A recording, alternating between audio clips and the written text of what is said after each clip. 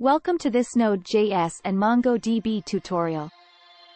In this video, we'll be building a web application from scratch using these technologies. An introduction to Node.js and MongoDB. Before we begin, let's quickly introduce Node.js and MongoDB.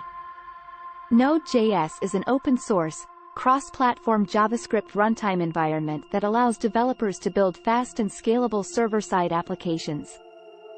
MongoDB, on the other hand, is a NoSQL database that stores data in a document-oriented format, making it highly flexible and easy to work with.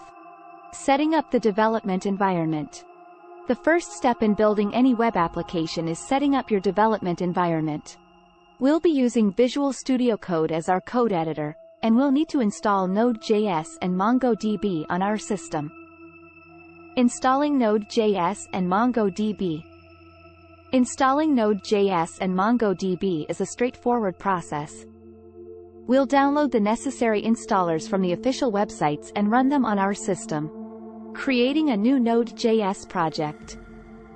Once we have our development environment set up, we can create a new Node.js project.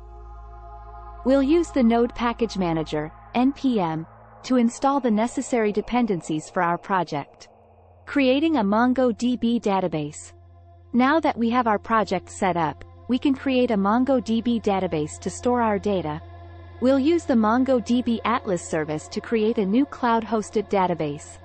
Creating a RESTful API with Node.js and MongoDB. With our database set up, we can now create a RESTful API using Node.js and MongoDB.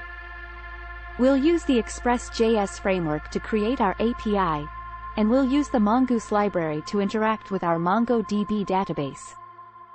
Testing the API with Postman.